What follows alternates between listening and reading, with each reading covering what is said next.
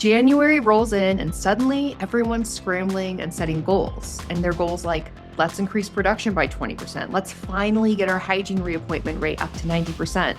Let's work fewer days but make more money. And by March, just like our New Year's resolutions, those goals are either forgotten, ignored, or they're just buried under the next wave of chaos in the practice. Why? Because most goals in dentistry aren't designed to stick.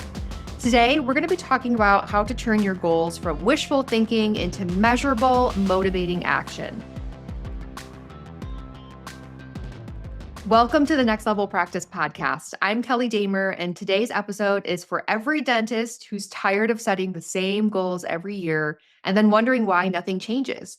And listen, we've all been there, okay? You start with the best intentions, new plans, new tools, new CE, new energy, and then production dips, team motivation fades away, and suddenly next year becomes, well, maybe someday we'll get there. In this episode, we'll break down how to set smarter goals, ones that create clarity, accountability, and lasting results for your practice and for your life. Okay, here's what we're going to be talking about on today's episode.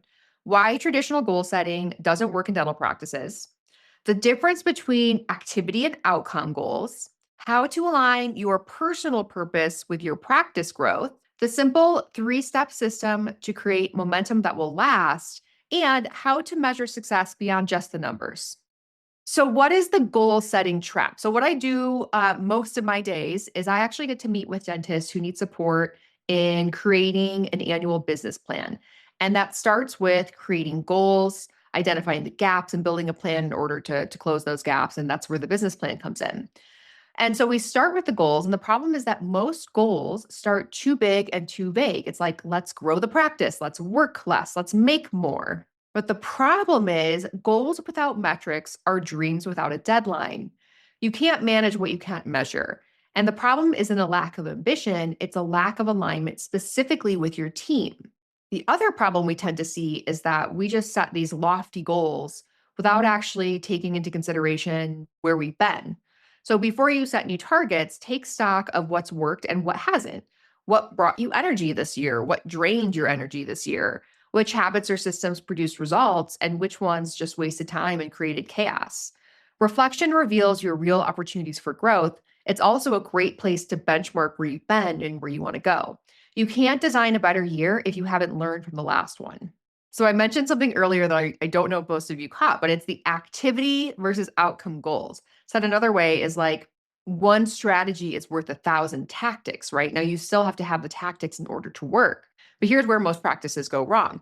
They just set the outcome goals. They just set the strategy goal, higher collections, maybe lower AR, X amount of new patients, but they forget to set the activity goals that actually create those outcomes. And the activity goals is what we want to tie your team to. So for example, if our outcome is increase production by 10%, the activity is tracking case acceptance, tracking reappointment rates, right? All of those input numbers that are really important that are going to lead to the output numbers. So let's talk about that 3-step framework for goals that actually stick. The first is to clarify your vision. Define what success looks like for you. And it's not just in the numbers, but in lifestyle. So think experience. 1 year from now, what do you want to be experiencing in 3 areas? Time, money, and culture. Do you want to work 4 days a week, or maybe you want to scale down to 3 days a week? Do you want to move from taking random days off that equal 2 weeks, bumping all the way up to 6 weeks off so that you can take time and travel with your family and those vacations that you've been putting on? Or is it something around decentralizing yourself from the administrative side of the business and having a stress-free team? Really clarify that vision and define what success looks like for you. Make sure it's measurable. The second is to quantify the path, right? So assign specific metrics, assign specific owners and milestones. Who's responsible for tracking the progress? What are we reviewing in daily huddle? Do we even have a daily huddle? And what's measured weekly?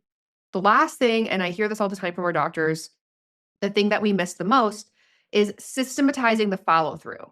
So what sort of accountabilities are we putting on the back end? Like, okay, we've created these wonderful goals. We've created these wonderful milestones the team is familiar with and they're excited about, really. But if we don't have accountability rhythm on the back end to make sure that we're following through on these goals, then it doesn't matter. It's like information without implementation has no value, right? So that would look like daily huddles, monthly check-ins, quarterly reviews, biannual team summit. I mean, whatever you need to create in order to make sure that you have a specific time dedicated to review your progress, because consistency beats intensity every time. I want to tell you about a doctor I just spoke to yesterday, Dr. D. I'll call him Dr. D. And it could be that you hear a lot about yourself in Dr. D's story. Okay. This is his $200,000 turnaround.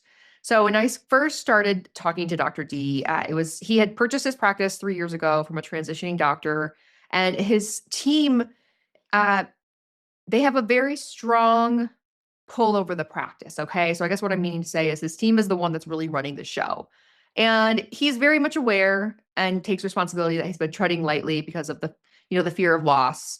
Um, Sometimes that means we're managing from scarcity and we're not actually the one leading the team. And what we really uncovered was, okay, Dr. D has been putting about $100,000 into the practice each year in order to keep this thing running. And also, he's not able to actually define his vision that he wants for the practice. So we worked together. We set goals so that we could actually profit $100,000 this coming year. And we could also motivate his team. On this culture survey, his team was very clear that goal setting wasn't happening, path to reach goals wasn't happening. Like they would like to see some goals. He also wants to see some goals. So we're going to set some goals in place and actually work towards having the practice be solvent, having the team be empowered, and really giving him his joy and his leadership back in his practice. Dr. D is not alone. I feel like there's a lot of doctors we talk to that maybe it's not just that they recently acquired the practice, but maybe they've been dealing with this for a really long time. So if you feel like you're Dr. D, there's comes a decision you have to make where it's like, how long do I want to allow the unacceptable to be unacceptable? And that's a question you should ask yourself. Now that we've created these great goals, right, it's time to make a leadership shift. As a leader, your team doesn't just need to know the goal, they need to feel the why, right? So tying your goals to their purpose. Maybe it's less chaos, smoother days, better patient care, more bonuses, more time off. And if you haven't listened to the episode we did on different personas, go back and listen to that one because there's different personas in the practice. People are motivated by different things, and it's important to understand that about each of your team members. You're not just managing the metrics, you're creating meaning. And people don't buy into numbers, they buy into purpose. So let's recap. The first thing is to set goals that connect to your vision and your daily actions. The second is to replace resolution with rhythms and accountability, right? Build accountability, not just ambition. And I get it. If you need help designing your 2026 game plan, you're not alone in that. Book a free strategy session with our coaching team. We'll help you identify your top 3 goals, uncover your biggest blind spots, and create a step-by-step roadmap to make this your most profitable, most fulfilling year yet. I'm Kelly Dahmer, and this is the Next Level Practice Podcast. Thanks for tuning in. And remember, it's not about setting bigger goals, it's about building better habits.